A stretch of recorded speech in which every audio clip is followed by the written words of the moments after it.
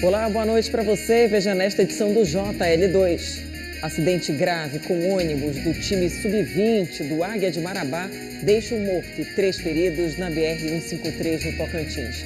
O time retornava ao Pará depois de uma competição em São Paulo. 3 policiais militares são presos suspeitos de participar da morte de um casal em Anapu e de interferir nas investigações. Delegada de São Paulo é presa suspeita de ter ligação com facção criminosa. Ela também teria atuado irregularmente como advogada aqui no Pará. E a memória que projeta o futuro. Prédios e casarões restaurados ganham novos usos, valorizam a história e apontam caminhos para os desafios urbanos e climáticos de Belém. É agora no JL2.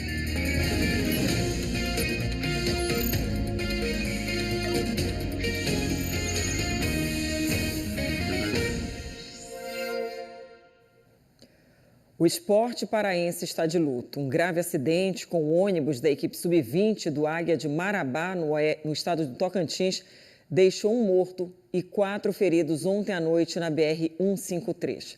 O técnico do time está em estado grave. Estas imagens mostram o que restou do ônibus que transportava os jogadores do Sub-20 do Águia de Marabá.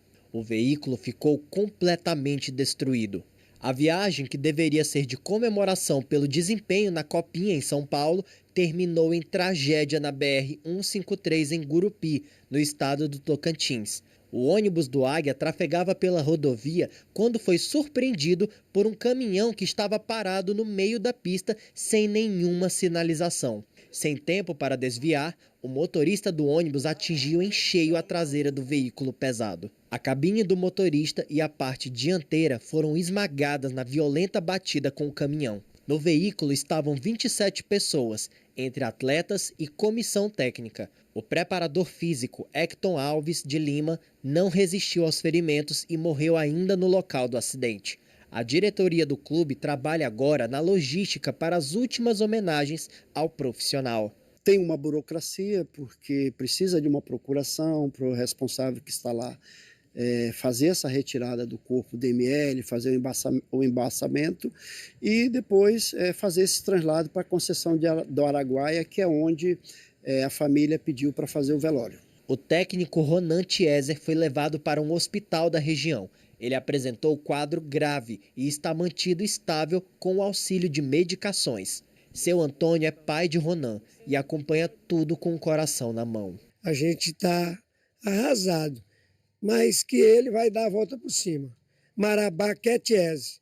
Tiese é querido aqui em Marabá. Além do técnico Ronan, outras 3 vítimas seguem internadas no Hospital Regional de Gurupi. O supervisor Renier Farias, o motorista Ramon Newton e o menino Alan Richard, de 11 anos.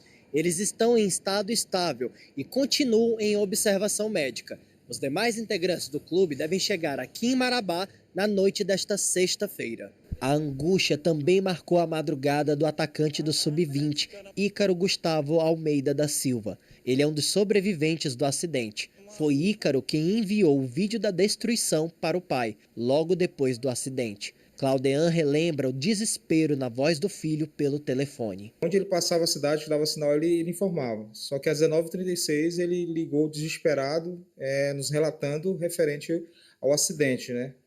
E a gente procuramos imediato acalmá-lo, né? Muito nervoso, muito preocupado, né? Chorando. Assim, eu como pai, minha esposa também estamos ansiosos para vê-lo, abraçá-lo. Estamos aguardando ele para dar um abraço e dizer que Deus é bom, Deus é maravilhoso e livrou nossos filhos de uma situação pior, né? O velório do corpo do preparador físico Hector Alves será em Conceição do Araguaia, no sul do Pará. Ainda nesta edição, voltaremos com outras informações sobre o acidente com o ônibus do Águia de Marabá. A polícia investiga a morte de um professor em Bragança, nordeste do estado. Ele foi encontrado amarrado dentro de casa. A vítima foi encontrada com as mãos e os pés amarrados na casa onde morava no bairro Vila Sinhá.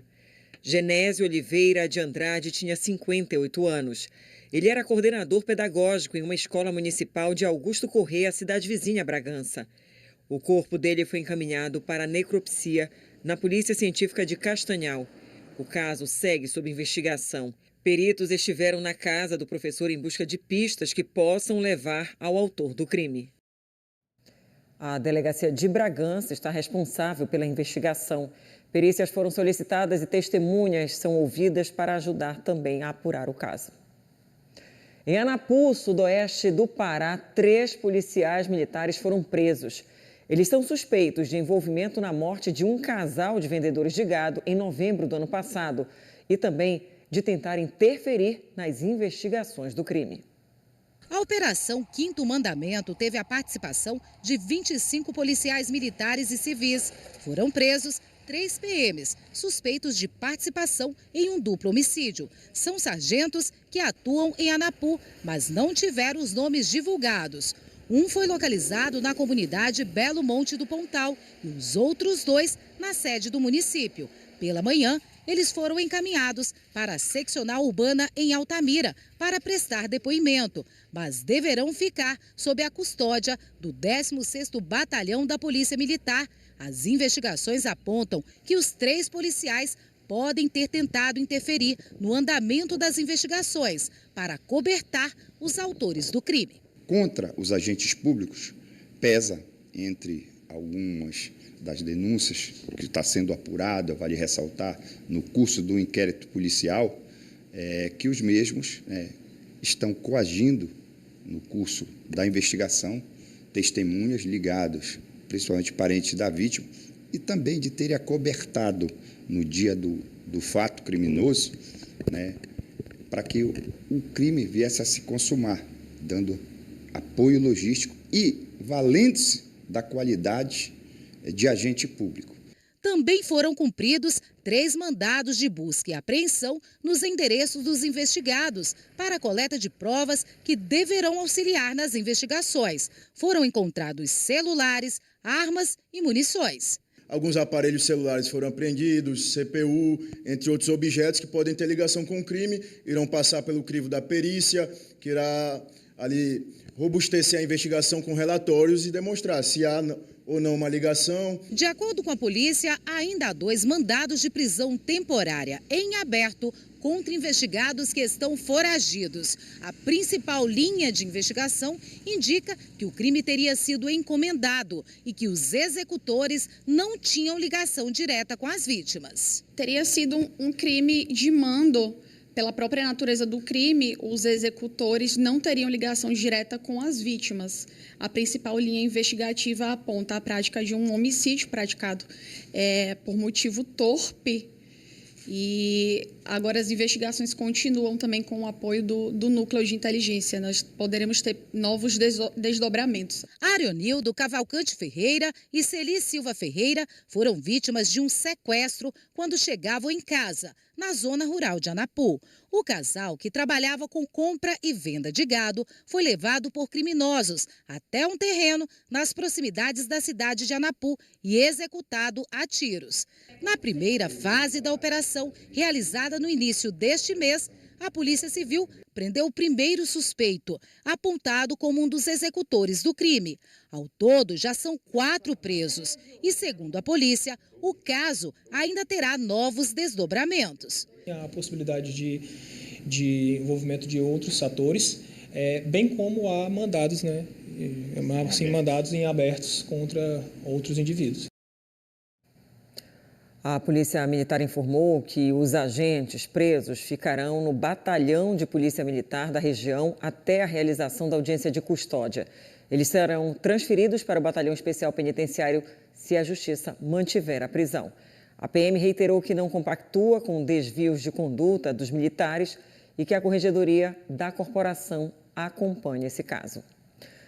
E queremos saber a sua opinião sobre as notícias do dia. Pegue o celular, aponte a câmera para o QR Code que já está na tela ou cadastre mesmo o nosso WhatsApp, que é o 999430001. E aí você envia a mensagem, logo mais ela pode ser lida aqui no JL2. A seguir, delegada de São Paulo é presa suspeita de ter ligação com facção criminosa. Ela teria, inclusive, atuado como advogada aqui no Pará. E o Conselho Regional de Medicina constata problemas estruturais e irregularidades no atendimento em hospitais de Marabá. O JL2 volta já já, você acompanha aqui ao vivo as imagens do trânsito muito tranquilo no início da Avenida Presidente Vargas. Até já, 7h12.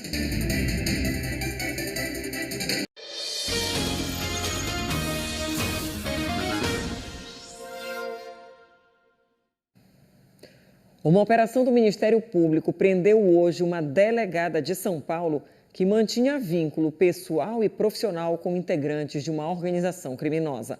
Ela também é suspeita de ter atuado irregularmente como advogada aqui no Pará. A repórter Poliane Guimarães está ao vivo e traz informações do caso. Boa noite, Poliane. Olá, Priscila. Boa noite a você e a quem nos acompanha. Laila Lima foi presa preventivamente durante uma operação conjunta do GAECO e da Corregedoria Geral da Polícia Civil do Estado de São Paulo. Ela, que entrou em dezembro do ano passado para a polícia e estava cumprindo estágio probatório, é suspeita de ligação ativa e de advogar para o primeiro comando da capital, o PCC. Na operação, o namorado dela também foi preso. Jardel Neto Pereira da Cruz, conhecido como Dedéu, é apontado pelas autoridades da região norte do país como integrante da organização criminosa e um dos chefes do tráfico de armas e de drogas em Roraima. O GAECO identificou que Laila Lima, como advogada, favorecia interesses da facção criminosa. Já como delegada, ela teria acesso a inquéritos e a bancos de dados com informações restritas. Até o momento, nós não conseguimos localizar a defesa de Laila Lima. Já a OAB Pará confirmou que ela é inscrita nos quadros da instituição, mas que até o momento a ordem não foi oficialmente notificada pelo Ministério Público sobre essa situação. Assim que a comunicação formal for feita, será instaurado um procedimento no Tribunal de Ética e Disciplina da instituição. Priscila. Muito obrigada, Poliane, pelas informações ao vivo. Uma vistoria feita esta semana em 2 hospitais públicos de Marabá, no sudeste do estado, constatou uma série de irregularidades. A fiscalização ocorreu em meio a denúncias de pacientes e cobranças por melhorias no atendimento à população. Pacientes e acompanhantes amontoados em corredores, estruturas precárias, sujeira, falta de insumos, medicamentos e de condições de trabalho. O cenário faz parte do cotidiano de quem presta serviço ou busca atendimento na rede de saúde pública de Marabá, no sudeste do estado. Os registros foram feitos durante uma vistoria técnica realizada pelo Conselho Regional de Medicina, Ministério Público e Defensoria Pública do Estado aos hospitais municipal e materno e infantil do município. Durante a fiscalização, que ocorreu em meio a denúncias de pacientes e cobranças por melhorias no atendimento à população, além da avaliação das condições de funcionamento das unidades, foi feita a escuta dos profissionais de saúde e de quem usa o serviço. Várias irregularidades foram identificadas nos 2 locais. Aparelhos respiradores insuficientes para a quantidade de pacientes graves. Eu tenho uma demanda altíssima com observação lotada, com 42 pacientes, sem as mínimas condições, faltando medicação, os estar onde ficam os profissionais também em péssimas condições de dormir. Em 2025, as 2 unidades de saúde já tinham sido vistoriadas. Na época, todas as deficiências constatadas foram apontadas em um relatório técnico encaminhado a diferentes instituições de controle e fiscalização. Nesta nova vistoria, foi possível verificar se os problemas encontrados anteriormente foram resolvidos ou se eles se agravaram. A gente volta e encontra determinados hospitais com melhorias, mas não é o que a gente está encontrando no HMI. Praticamente no HMI a gente está vindo todo ano e melhora nenhuma, a tendência é piorar. Procuramos a Prefeitura de Marabá e até o momento não houve manifestação nenhuma sobre essa fiscalização do Conselho Regional de Medicina. A polícia prendeu o quarto suspeito de participação na morte de um radialista em Abaetetuba.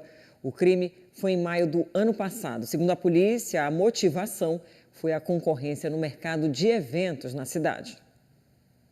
Bruno de Souza foi preso em Vila dos Cabanos, distrito do município de Barcarena, na região metropolitana. Ele estava nesta casa, no bairro Murucupi. Na operação também foram cumpridos mandados de busca e apreensão em Abaetetuba. Segundo a polícia, Bruno é o quarto suspeito de participação na morte do radialista Luiz Augusto Carneiro Costa, de 46 anos. Ele está sendo investigado por está sendo suspeito de ter fornecido a arma para o executor. A arma teria passado por ele antes da vítima ter sido assassinada. O crime aconteceu no dia 27 de maio do ano passado, em Abaetetuba. O comunicador esperava para entrar no ar quando foi atacado a tiros. O que nós temos até agora é que esse crime ele foi motivado pelo fato da vítima, Luizinho, trabalhar com produções de eventos festivos e com isso ele estava angariando grande parte do mercado de eventos dessa natureza pelo trabalho de excelência que ele exercia nessa área aqui em Abaetetuba. Além de Bruno, estão presos Gleidson Moraes, apontado como executor, Francisco Assis Rodrigues, proprietário da arma usada no crime, e Aldo Moura de Queiroz, que teria planejado e apoiado a execução do radialista. Na operação desta quinta-feira, a Polícia Civil encontrou na casa onde Bruno estava cerca de 8 quilos de maconha, uma pistola com identificação raspada, além de celulares, um carro blindado e 2 prensas hidráulicas. O material foi levado para a delegacia de Vila dos Cabanos. Bruno de Souza foi transferido para o presídio de Abaetetuba e está à disposição da Justiça. A polícia continua as investigações do crime. Quem faz a linha de ônibus São Brás Mosqueiro, em Belém, vai ter um alívio no bolso a partir de segunda-feira. A Prefeitura de Belém anunciou hoje a redução na tarifa e também o aumento na frota que atende a ilha. O Breno precisa se deslocar todos os dias da Ilha de Mosqueiro até o bairro da Terra Firme, em Belém, onde estuda. O custo é bem alto porque eu pego todo dia ônibus de madrugada, né? E todas as vezes que eu pego em pé. Às vezes tá muito calor também e pior ainda quando chove de madrugada, né? Assim como o Breno, milhares de passageiros fazem esse trajeto diariamente entre Belém e a bucólica. A Prefeitura de Belém anunciou nesta sexta-feira mudanças na operação do serviço e na tarifa urbana cobrada para o transporte público que faz a linha Belém-Mosqueiro. Nós estamos mudando todos os ônibus. O que era ônibus velho agora vai ser Geladão Mosqueiro. Nós estamos aumentando a frota, diminuindo o preço da passagem e também aumentando a quantidade de ônibus com qualidade, com Wi-Fi, com ar-condicionado, com acessibilidade, tudo aquilo que o Geladão aqui da cidade oferece. Segundo a Prefeitura, 12 ônibus geladões devem fazer a viagem para a ilha a partir de segunda-feira, dia 19 de janeiro. Com a atualização na tarifa do transporte, o valor da passagem será reduzido para R$ 4,60 a inteira e R$ 2,30 a meia passagem. Até então, a passagem para Mosqueiro custa R$ 7,40 a inteira e R$ 3,70 a meia passagem. A gente que mora em Mosqueiro, pra gente estar enfrentando, como agora, a gente quer pegar um coletivo. Para mim conseguir chegar aqui na hora do meu curso, eu tenho que acordar 4 horas da manhã e para mim conseguir chegar em casa, eu tenho que ficar aqui até 1h30. Esse é o ônibus que vai sair agora, o próximo é só daqui a 1h30 da tarde. Se não for por esse aí, a gente paga R$ 20, R$ 25, até R$ 30. Ainda de acordo com a Prefeitura, a gratuidade no transporte público para Mosqueiro, que ocorre principalmente aos domingos e feriados, deve ser mantida. Se vier, realmente vai ajudar muito. Reforçando a nova tarifa de R$ 4,60 cobrada nos ônibus que fazem a linha São Brás Mosqueiro, ela passa a valer já na próxima segunda-feira, dia 19. Veja depois do intervalo, vítimas do acidente com o ônibus do Águia de Marabá continuam internadas no Tocantins. E o patrimônio arquitetônico de Belém restaurado. Casarões ganham novos significados no centro histórico da cidade. Voltamos daqui a pouquinho, 7h23. Aqui você observa, está bem complicado o trânsito na Avenida Mário Covas, em Ananindeua. Até já.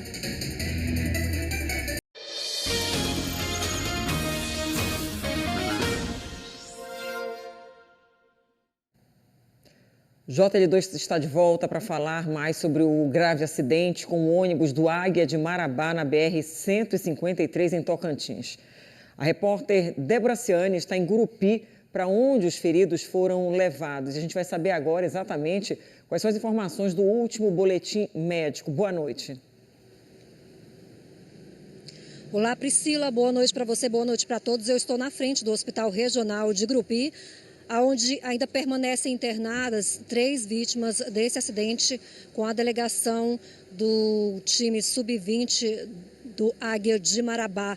O estado de saúde do técnico Ronan Tiese Rodrigues da Silva, de 33 anos, é considerada gravíssima.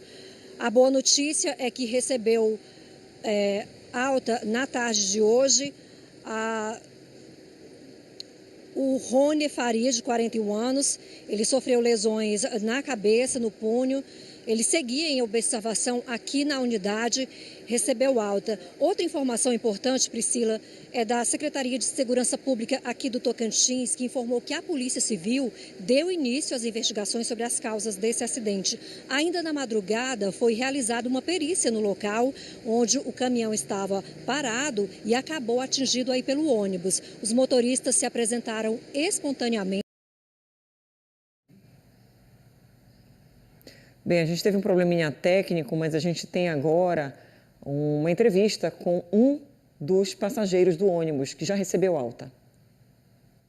Bastante abalado, né, que aconteceu. Um pesadelo ali. A gente lembra de pouca coisa, é tudo muito rápido, então a gente saiu às pressas para cá, para poder trazer os que estavam em estado mais grave. Diversos clubes do Brasil prestaram solidariedade ao Águia de Marabá. Times como Santos, Corinthians, Palmeiras, Brasil de Pelotas e outros postaram nas redes sociais lamentando o acidente e desejando forças ao clube neste momento. Você pode conferir todos esses detalhes no ge.globo/PA. Essa tragédia, a dúvida nessas últimas horas era se iria ocorrer ou não o jogo da final da Supercopa Grão-Pará, marcado para este domingo entre Remo e Águia de Marabá, no Mangueirão. O Águia chegou a solicitar o adiamento da partida para a próxima terça-feira. O Remo se manifestou e disse que, por motivo de logística, o jogo neste dia seria inviável, mas ainda continua disponível para realizar uma troca de datas. A Federação Paraense de Futebol disse que a decisão de manter o jogo no domingo foi decidida em conjunto. Em Santarém, moradores flagraram despejo de resíduo sem tratamento e direto no rio Tapajós. Especialistas alertam para os riscos. A água que parece lama sai de um dos tubos de drenagem em frente à orla de Santarém. A coloração escura e densa chamou a atenção de quem navegava neste trecho. Segundo a Secretaria de Urbanismo e Serviços Públicos de Santarém, o material é resultado de testes no sistema de drenagem na orla da cidade. E nós estamos iniciando o esgotamento dessa água pluvial, que misturado com terra que vem pelo sistema de drenagem, ela acaba voltando para o rio para evitar que a orla se inunde. Mas especialistas alertam para o tratamento desses resíduos. Mesmo uma água que seria de drenagem, ela também é uma água que ela deveria ser tratada para ser lançada ali dentro do corpo receptor, né? A gente entende a questão ali do poder público de melhorar a questão da fluidez, né, ali do trânsito, mas realmente acho que não seria ali o correto, porque ele não tem uma estação de tratamento ali efetiva ali para a região, né? É preciso ter cuidado ainda com a floração de cianobactérias, como a registrada no ano passado, que mudou a cor do rio Tapajós em frente a Santarém. As cianobactérias, elas querem alimento como todo ser vivo, né? Então, quando a gente está jogando efluente doméstico, eu estou jogando também ali, eu estou jogando nutriente, na verdade, eu estou jogando fósforo, eu estou jogando potássio, estou jogando comida para elas e elas se proliferam de uma forma muito mais efetiva, uma quantidade ali muito maior, né?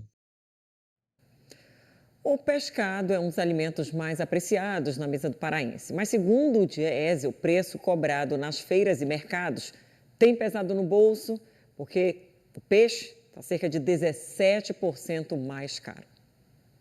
Nada melhor do que um bom pescado na hora do almoço. No restaurante da Ana, peixe não pode faltar. Entre os pratos mais vendidos, dourada e filhote. Mas quando os valores aumentam, é preciso ter estratégia para não perder clientes. Eu procuro sempre a qualidade, então eu não tenho estoque. Eu prefiro sempre, toda semana, estar renovando o meu estoque com produtos frescos. Uma pesquisa recente do Diese Pará, em parceria com a Secretaria de Economia de Belém, mostrou alta no preço do pescado comercializado nas feiras e mercados da capital.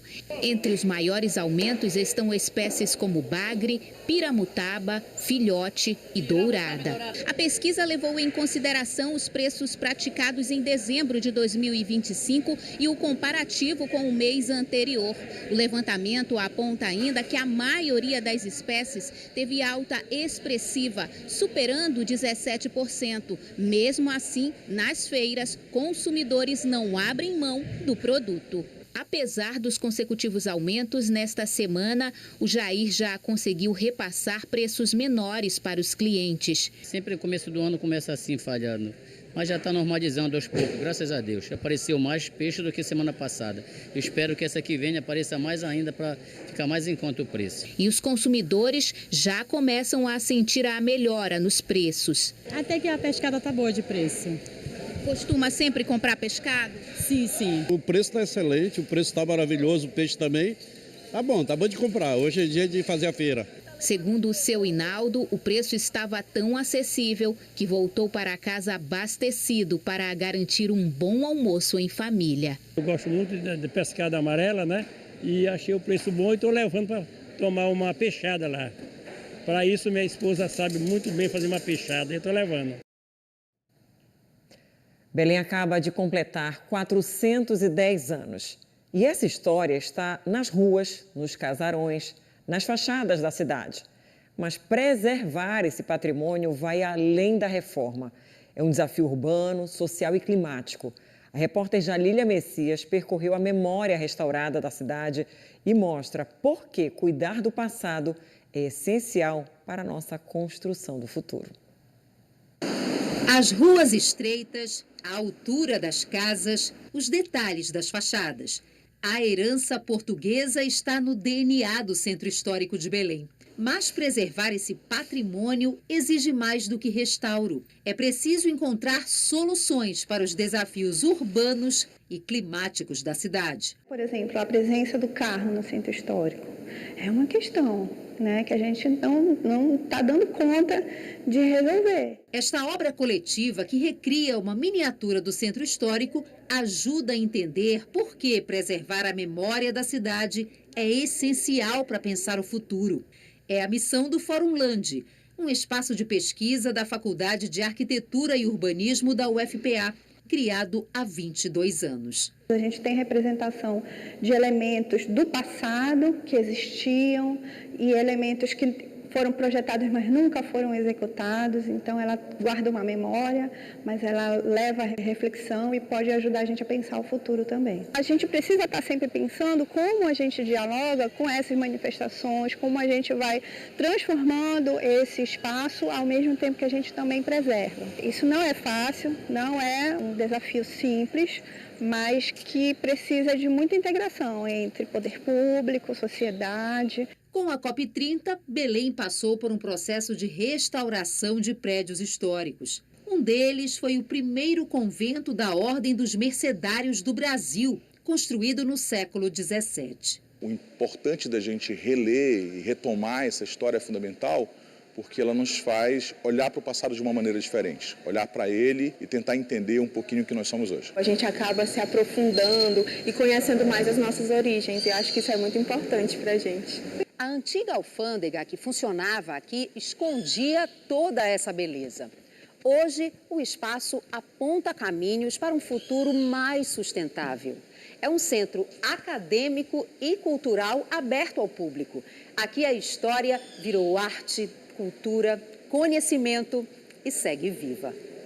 É um espaço totalmente de acesso gratuito, pulsante, no coração da cidade, né? E para a gente fazer parte de um circuito, junto com os museus, junto com todo um sistema, junto com a feira, junto com o mercado, é fundamental porque são lugares onde a vida está. Eu acho muito simbólico, como se estivesse meio que devolvendo para a gente, dando esse privilégio mesmo de conhecer nossa cultura, de conhecer a história de Belém, que eu acho uma história muito bonita. O restauro também trouxe soluções técnicas para proteger o patrimônio das chuvas intensas e das mudanças climáticas. A gente vê nos relatórios históricos do IPHAN, de meados do século passado, sempre eles relatando problemas na cobertura. Então, toda a cobertura desse complexo, ela tem uma camada de chapa de alumínio embaixo das telhas para poder proteger mais a edificação das tempestades. Numa das esquinas do centro histórico, as linhas do casarão centenário também respeitam a memória de Belém e ganham novos significados. Foi os loriguenses que vieram lá de Loriga de Portugal, fizeram essa vila aqui no meio da cidade velha de Belém. Na cozinha, o chefe Tiago Castanho atualiza receitas, sem romper com a tradição. Cada prato carrega histórias que unem sabores da gastronomia amazônica e referências internacionais. Aqui a gente colocou a mandioca como essa estrela. Então, todos os pratos têm algum subproduto da mandioca, inclusive no coquetel. Quando a gente pensou nesse projeto, né, é um modo de provocação também, não é só fazer comida, a gente dizer que vamos empreender e valorizar esses imóveis que tem muita gente que quer só destruir para levantar um prédio. Para quem visita, a experiência vai além da gastronomia. Só de saber que a gente está num local que está sendo preservado, a cultura e fomentando o turismo, é muito lindo, é gratificante.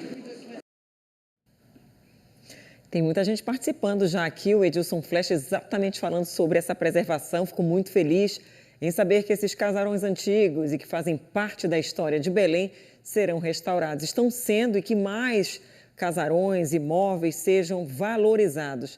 E ele dá o parabéns pela iniciativa. Fábio Souza, como pode uma pessoa estudar tanto na universidade para se formar, passar em concurso público para agente de segurança e depois enveredar ao mundo do crime? Acabou com a própria vida. O Fábio fala sobre a delegada de São Paulo, recém-possada agora em dezembro, e que teria atuado como advogada irregularmente aqui no Pará. Ela foi presa numa operação da polícia. Entre as participações tem o Tadeu aqui. Que triste essa notícia do acidente com a equipe sub-20 do Águia de Marabá. Que Deus conforte o coração de amigos e familiares. Ele fala de Coaraci, também deixamos a nossa solidariedade a todos nesse momento difícil, pela perda de um integrante da equipe técnica e pela recuperação dos feridos, principalmente o técnico, que está em estado grave no hospital. A gente fica por aqui. Muito obrigada pela sua companhia. Uma ótima noite. Até amanhã no JL1. Até lá.